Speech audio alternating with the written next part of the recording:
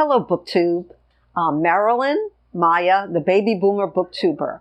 And today I have a special series, or it's not really a series, but it's 5 authors who gave me courage in my life.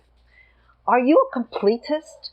I never knew that word until I joined BookTube, but I knew what it meant because I read Paul Theroux's books. He writes travel books mostly, but he wrote Mosquito Coast, which was a movie, and St. Jack, which was a movie. I've never seen either of these movies, but I did read a lot of his books. And one thing that he said in one of his books that I can't remember which one was that to know an author, you have to read all of his works or her works. So that really gave me what meant what a completist was, because he was a completist. When he loved an author, he said he never wrote an autobiography. He's 80 years old now, Paul Theroux, and he lives in Hawaii. But he never wrote an autobiography because if you want to find out about him, just read all of his books. And I've read a lot of them. But he's not one of the authors that I'm going to talk about. But he did say that important thing about reading the authors that give you something. That's something that you can only get from books. So I'm not going to talk about the first book because I talked about it before, but a book that gave me courage was Hans Christian Andersen. Not this particular book. I got this book, and I talked about it already, when I was in the 80s, when I was in his house in Odense, his original home in Odense, Denmark. If you know anything about Hans Christian Andersen, he considered himself an ugly duckling, and so did I. So I read about his life, that he was in love with a ballerina who didn't love him back, and I could relate to that. So in rereading his stories, The Ugly Duckling gave me something that was, I can say, courage. So the ugly duckling becomes a swan, and he was thankful that he had known so much want and gone through so much suffering, for it made him appreciate his present happiness and the loveliness of everything about him all the more. The swans made a circle around him and caressed him with their beaks. So when I was growing up, I had a pretty harrowing life, and reading not only Hans Christian Andersen, and a commenter brought up that the original, this is the illustrated version, probably for children, but in his original tales, they were pretty violent, and so were Grimm. And I read all of Grimm's fairy tales as well.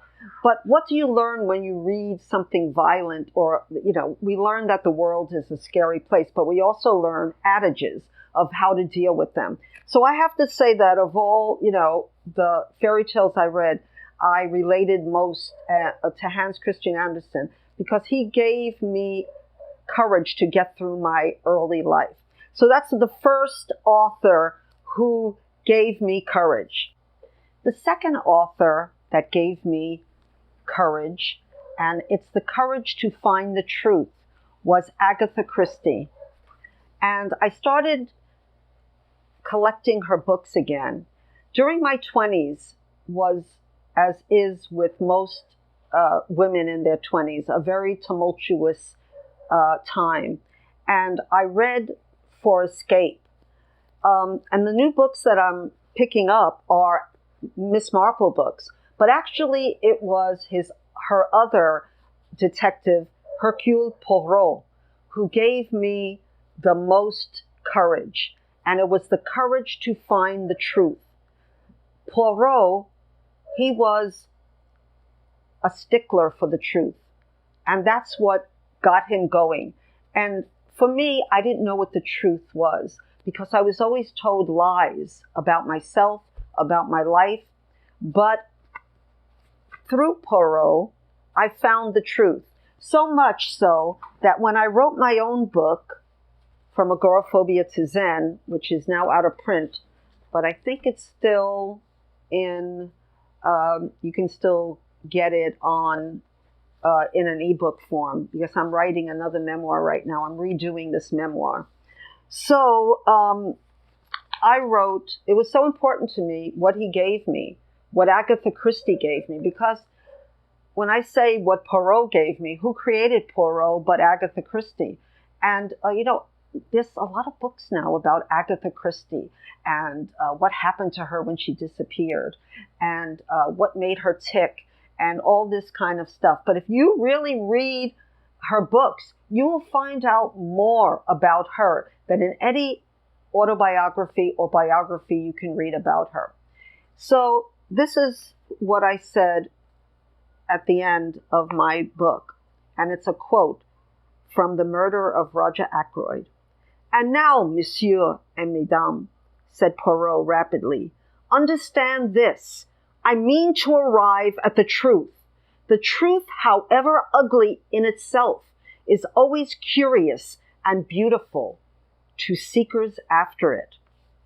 And that's what Agatha Christie believed. And when I found out my truth, that gave me courage, because when you only believe lies that you were told as a child and even growing up, you internalize those lies, then you're never going to be happy. But if you seek the truth, it's not pretty sometimes, but you will be happy. So Agatha Christie was the second author who gave me courage through truth. The third author, and I don't think anyone would be surprised by this, is Jane Austen. And I read all of her books in my 30s. My 30s, I was raising my children on very little money and going through an anxiety period. How was I going to do it? How was I going to make ends meet? But not only that, I was trying to figure out my life. And someone mentioned that if you're going through a hard period, read Jane Austen. So I did. I read all of her books. And what did they give me? They gave me solace. What is solace? It's a soothing, a comforting. And that's what her books give me. So when I was preparing this video, I wanted to look more into why Jane Austen is such an author that gives so many people solace. Paula Byrne is a British novelist, and she also wrote a biography of Jane Austen. And I don't know if this is in the biography, but Paula Byrne says, "In fact, Austen's writing is so strongly associated with providing solace. She was prescribed to World War I soldiers suffering from severe shell shock, or what we now call PTSD. In a letter titled The Mission of English Lit to the Times Literary Supplement from 1984, Martin Jared Kerr wrote, "My old Oxford tutor, H.F. Brett Smith, was exempt from military service, but was employed by hospitals to advise on reading matters for the war wounded. His job was to rate novels and poetry for the fever chart. For the severely shell-shocked, he selected Jane Austen." So why is Jane Austen so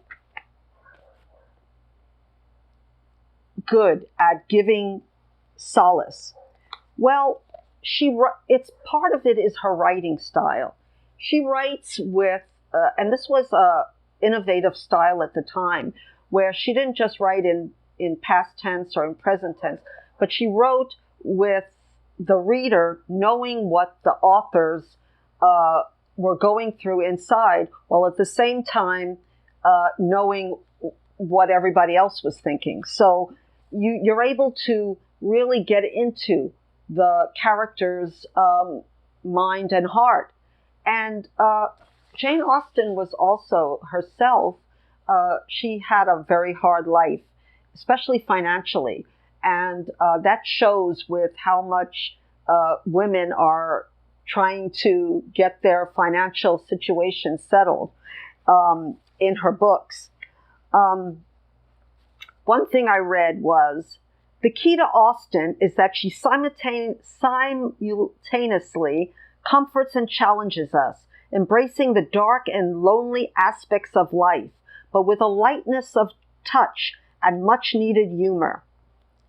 So Paula Byrne also, she has a nonprofit called Relit, and she goes to prisons and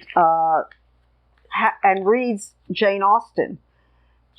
So in a meditative way, it says that she reads a paragraph of a Jane Austen book very slowly and asks the prisoners, how does that make you feel? I thought that was a very interesting fact about Jane Austen, her reading, and why, because I didn't know why it made me feel good and gave me courage to go on, but it gave me solace, and solace is comfort, and we all need that. In my late 30s, I finished my college education. That's pretty late, but never better late than never. And I was going to do my final project. It wasn't a thesis, but we called it a final project. And I was going to the Philippines to write about women there and their struggles. And I happened to pick up Pico Iyer, Video Night in Kathmandu, and other reports from the not-so-far east. And I was mesmerized. And let me tell you why first. Well, can you see this? He was a very handsome man when he was young, and my romantic side got the best of me.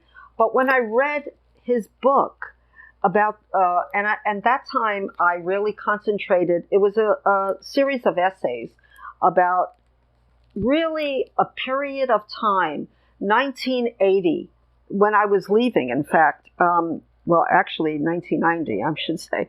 So 1988, he wrote this book. And he wrote about Japan and the Philippines, but he also wrote about many other places. And I was just rereading this book last night, where he writes about Thailand and Bangkok in particular. And what came up to me is I wondered what has changed since 1990. I'm sure many things have changed. So Pico Iyer started out as, well, he's still a travel writer, but he also wrote a book that I don't have with me right now, but it'll be here, and it's called The Lady and the Monk, 4 Seasons in Kyoto. And I was so taken by that book that I was forced, or I wasn't forced, but I was impelled to write a review. And the title of that review is, I think I'm a little in love with Pico Iyer. And there was a question on one of the tag videos, which fictional character are you in love with? Well, I wasn't in love with fictional characters. I was in love with authors because I read all their books, and Pico Iyer was one of those authors who gave me the romantic feeling. And also he gave me a courage to go to places, different places, when I had agoraphobia. So I'm not going to read you the whole review, except that I stayed up all night reading Lady and the Monk, and that I teach Japanese women in Hawaii. So what do I say about Pico Iyer? A first reading is never enough to digest Pico Iyer's lyrical descriptions. I feel he is a poet. I feel his soul through the book. I am going to Japan to teach and can't wait to see Kyoto through his eyes. I encourage readers to read all of his books. He has a way of observing aspects of a culture in a very short time that are both right on, in my view, and romantic. He respects different cultures, but is not shy of revealing his perceptions that are most of the time, like I said, true.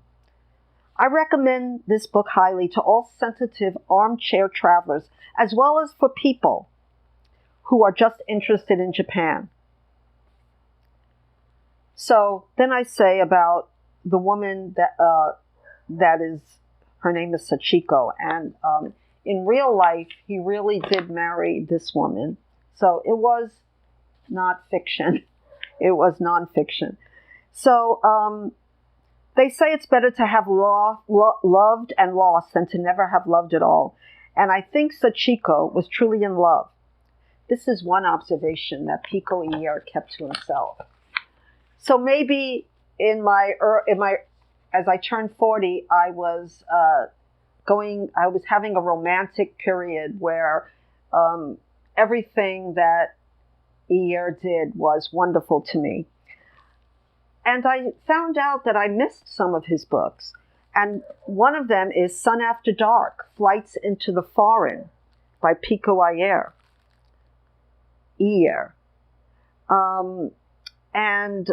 It's about exotic explorations from LA and Yemen to Haiti and Ethiopia, from a Bolivian prison to a hidden monastery in Tibet. So I'm really excited. I took this out of the library and I'm going to read this for Nonfiction November. So it's Sun After Dark. And then I was able to even find Journeys Home. Inspiring stories plus tips and strategies to find your family history. And who did I find in here? Yes, Pico Iyer, and how his Indian upbringing and having gone to India when he was a young child affected him. But yet, he didn't realize how much it affected him. It's only a short essay, but I really enjoyed it. And I'm going to read more of what I missed on Pico Iyer. My next author who gave me courage is Barbara Sher. Her first book was written in 1979, and it's called Wishcraft, How to Get What You Really Want. So how did her book give me courage? By finding out what I really wanted in life. And I must have, the author Richard Nelson Bowles, author of What Color Is Your Parachute, said, I've got about 4 copies of Wishcraft. I've read every book that Barbara Sher, and she just recently passed away. So I went to see if I read all her books. And even one that's out of print, you can still get on thrift books, I found out. So Wishcraft, How to Get What You Really Want. And I have an old copy of the next one, but it's out of print. It's called Teamworks. It should be here. Building support groups and guarantee success. And I could do anything if I only knew what it was. Live the life you love in 10 easy steps by Step Lessons, 1996. It's only too late if you don't start again, if you don't start now. How to create a second life at any age in 1999. And one I found that I didn't even read. So I'm excited, and it's called Barbara Sher's Idea Book. And she wrote this in 2004, probably why I haven't read it yet. How to do what you love without starving to death. So that's really a good book to have. Okay, so why do I love Barbara Sher so much? Because she gave me something, courage of possibilities, that no matter what your situation, you can go anywhere, do anything. And I have a quote from her. You must go after your wish. As soon as you start to pursue a dream, your life wakes up and everything has meaning. Barbara Sher, I could do anything if I only knew what it was. To be honest, I think her first book was her best book. I read all of them except for the last one. And this book is still relevant today, and so is Teamworks. To try to get yourself a team, which is different and maybe easier or harder now that the internet is here. But I love this book. I read it at least once a year. So those are the 5 authors who gave me courage, and their books. And as you notice, they're not all self-help books. Some of them are fiction writers. Some of them write travel books. But all of them have something in common. And that's something that clicks in me that says, that author is for me. I really love that author. And since I joined BookTube, I have other authors that I'm being a completist about. One is Deborah Levy, and I just have all her books. Another author I'm going to be a completist about is Josephine Tay, who wrote The Daughter of Time, The Franchise Affair, and I just ordered Brat Farrar. And the reason that I'm interested in being a completist about her is because I once read that she spent a lot of time laying in bed looking at the ceiling and doing nothing. But of course, she wasn't doing nothing. She was recharging herself, and that's always an interest to me. And I'm also going to complete Barbara Pym, which I'm on the way of completing. I haven't read Jane and Prudence, but I read Excellent Women and Quartet in Autumn, and I just ordered Some Tame Gazelle, which I read in a book that I'm reading for Nonfiction November, a reading book. It was on a list that says that she never gets tired of reading that book. So, my friends, that is, my video of 5 authors that gave me courage. Can you tell me what authors gave you courage, or some other sentiment or feeling that helped you go on with your life in a happier mode? Please let me know in the comments, and please subscribe to my channel and hit the notification bell. I really appreciate that. I love all of you. I've met so many wonderful friends here, and I am excited to see you again very soon. Aloha.